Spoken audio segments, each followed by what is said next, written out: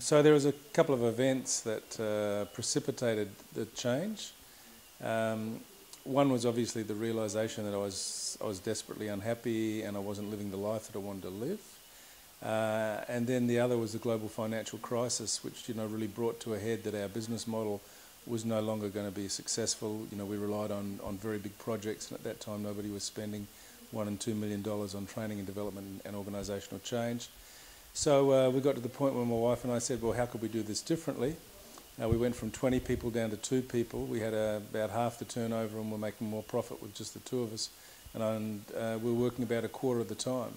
So although at the time that was a huge shift and it was kind of a tug to my ego to let go of the organisation, ultimately it's given us back life.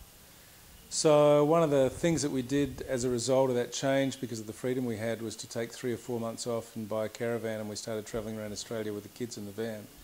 And that was just a fantastic experience. I reconnected with my kids, I reconnected with my wife, I got on a push bike, I got healthy. We got to see some amazing country and meet some amazing people. And kind of went from feeling like I was just going to go on doing a small-time consulting job to the realisation that even the consulting work was ultimately not what I wanted to do.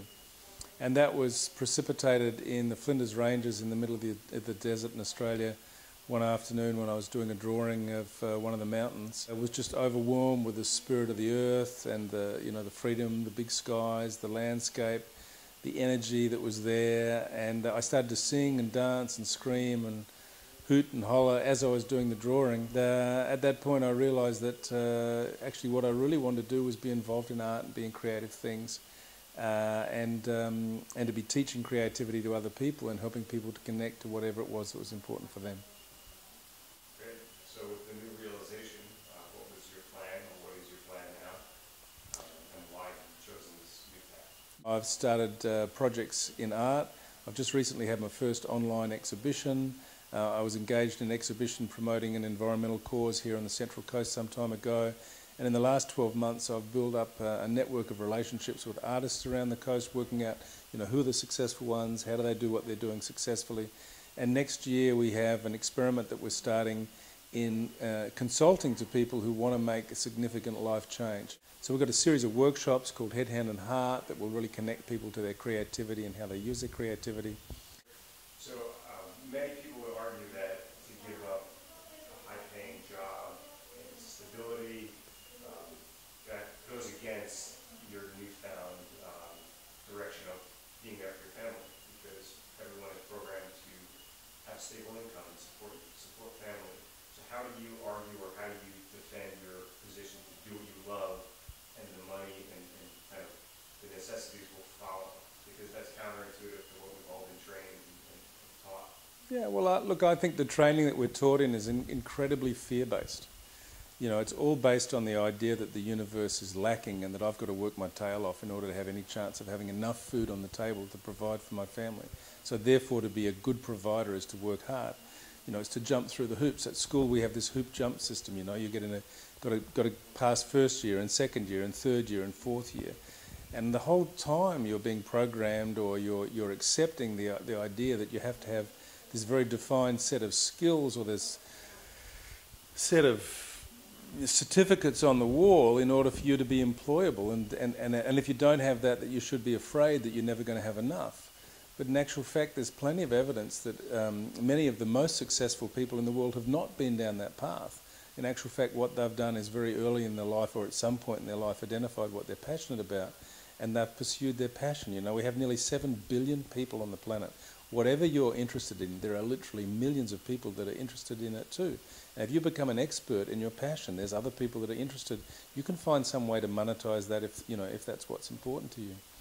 And the consequence of living a fear-based life is that people get in cars. Where I live here on the Central Coast, nearly 200,000 people climb in cars every day and drive down to Sydney to do jobs they're not interested in. Have a look at them on the freeway. They're not happy. You see them driving, and they're listening to a radio station that's telling them to buy certain products or to behave in a certain way, or what their political views are. They're working a job that they're not really passionate or interested in. What do they have to do on the weekend? Well, they go and get drunk to drown their sorrows. Or they've got to pursue some kind of extreme sport in order to feel connected to the universe. I mean, why wouldn't you just choose to do that every day? Why wouldn't you choose to fulfill your passion? Yeah, well, I couldn't agree more. So to close, any final thoughts or tips for anyone out there who is stuck in a rut, unhappy, want to make a change, not sure where to begin? What do you tell people? How can they make themselves happy? Well, you know, I think if you're doing something that you're not happy about, on a deep level, or sometimes not even on a deep level, you'll know that. You know, there won't be a sense of joy or passion. If you wake up in the morning and feel like you have to go to work, and there's that sense of Monday-itis, like I don't enjoy this, I'm not passionate about it, well, it's not going to change unless you take some action. But the fear for a lot of people is that the action that they need to take is like, well, okay, I'm going to have to quit my job and then do this other thing. But in actual fact, I think that's an illusion. I would say, in the first place, keep your job.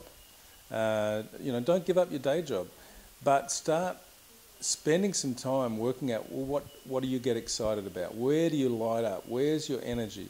You can do that by just sitting under a tree and dreaming about what's possible. You know, you have to start with the belief that a different life is possible. If you don't have that, you know, if you believe that you're trapped, you will be trapped, right? So you have to start, first of all, with the belief, okay, a different life is possible.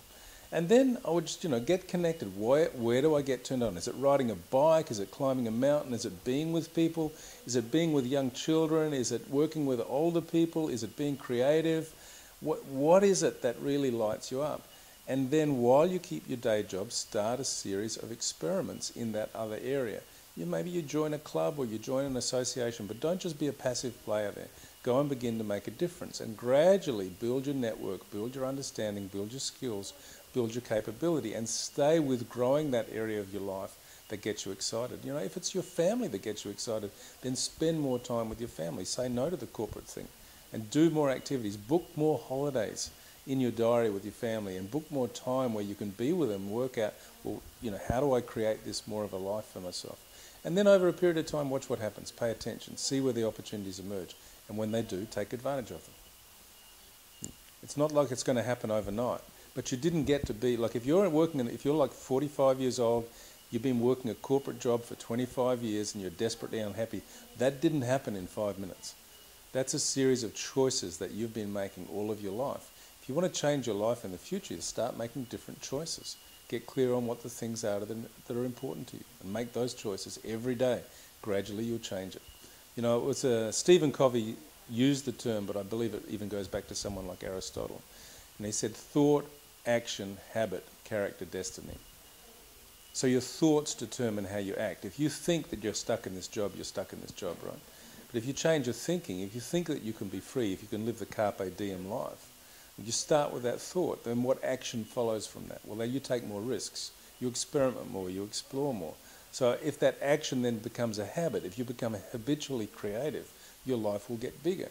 And then out of that habitual creativity comes a destiny. Thought, action, habit, character, destiny. Start by changing the thinking that it's possible. Great. Well, thank you very much. You've been an inspiration to Elise and I, and we wish you the best of luck. It's a pleasure. It's been great having you here. Keep doing it.